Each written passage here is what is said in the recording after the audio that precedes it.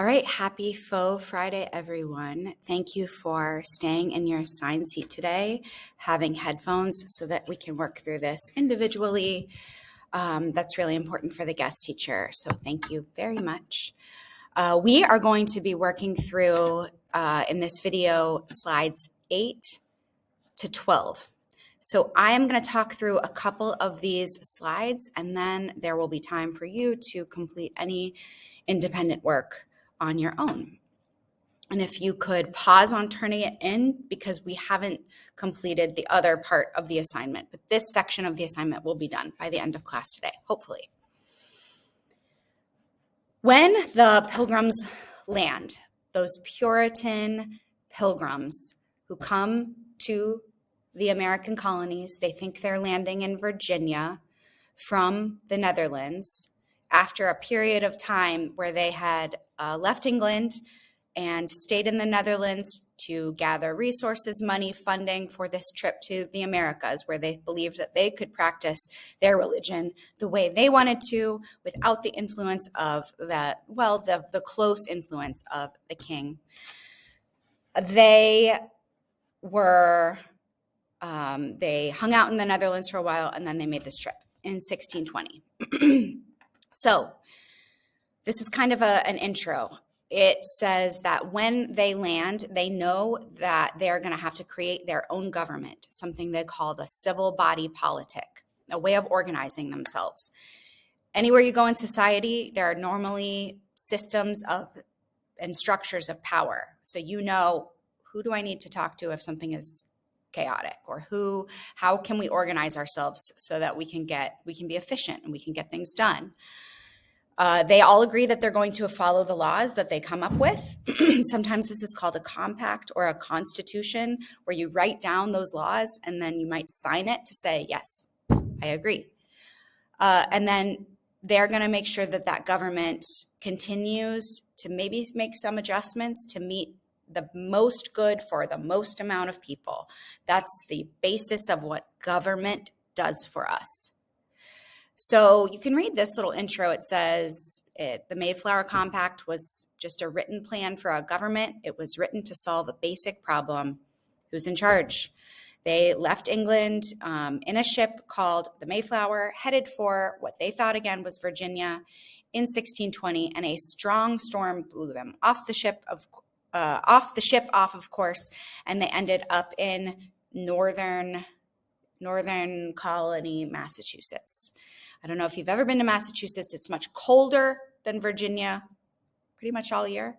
They have warm summers, but it's freezing cold in Massachusetts in the winter, especially. If you've ever watched a Patriots game, maybe you've seen it'll be snowing a lot in Boston.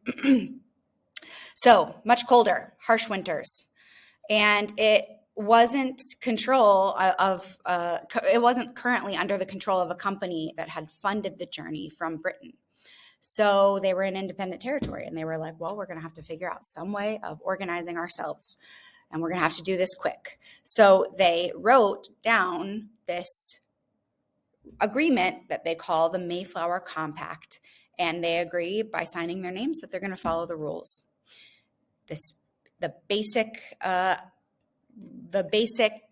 We're drilling down. The basic idea here is that they are self-governing. They came up with this idea. It wasn't a king. It wasn't a governor. It wasn't a bishop or a pope. It was these people. They wrote it down. They're agreeing. All right. On the next slide, you can take a pause here on this video, because I've got other videos for you to watch. You're welcome to read this on your own. This was written in the 17th century, so some confusing language is present in this text. So if you want me to read it to you, you can click this little play button. I kind of explain some of the trickier concepts. And then this is a video about the Mayflower, where they have some scenes of reenactment. So this is what I want you to read. It's essential that you read it in order to answer the next slides. So maybe take a pause here. Okay, meeting me back on slide 10. This is 3 questions. We call these questions DBQs. You will hear this if you take AP US History in 2 years. You might just hear it in a social studies class that you take in high school, and we're going to do DBQs throughout the year.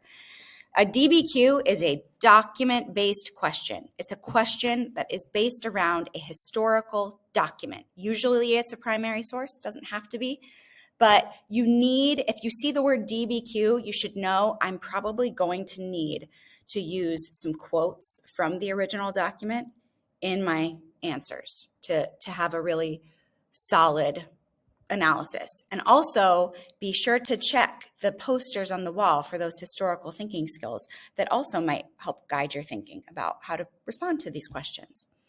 So the first question says, I'm going to make this bigger so that we can see it closer. After reading the Mayflower Compact, what were the reasons that were given for forming a government or that civil body politic? I'm going to request that you go back and you read this a second time.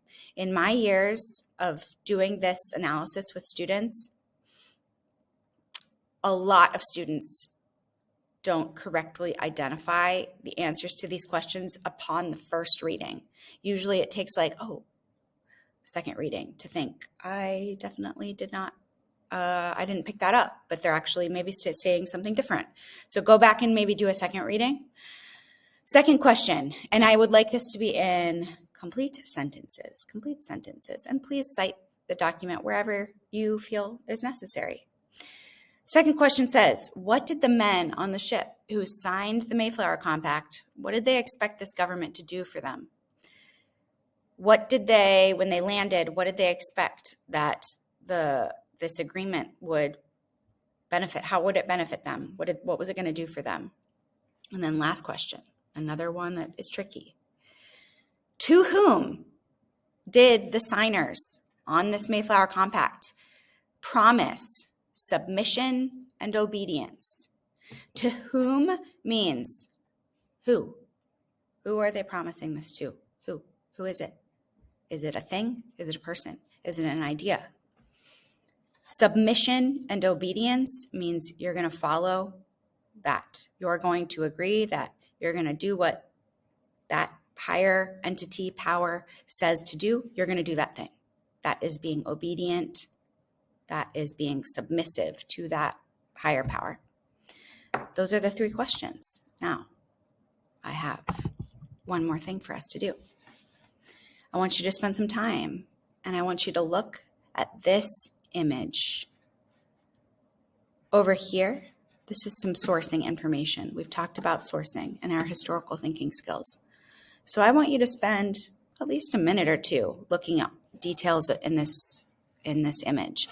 And of course, read the source for this image. And then, last thing, I would like for you to, that says I'll fill this in by the time you see this because it's just going to link you back to that slide. You're going to take a close look at the image on this slide. I think it's slide 9. And you're going to use that image to answer the question below. The question is, the engraving, the Pilgrims signing the compact, this image, helps historians understand what happened at the signing of the Mayflower Compact in 1620. Do you agree with that statement or do you disagree with that statement? You're going to circle 1.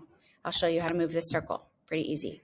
You just move it to whichever answer you think is correct. And then you're going to briefly support your answer in the box below, in this question box here. So briefly, doesn't have to be an essay, but you can explain to me why did you choose which answer you chose. I think that's all. And if you are completely done, I have a podcast that I really encourage you to listen to, and it is listed right here. Oh, this is the podcast. Sorry, I thought I linked this differently.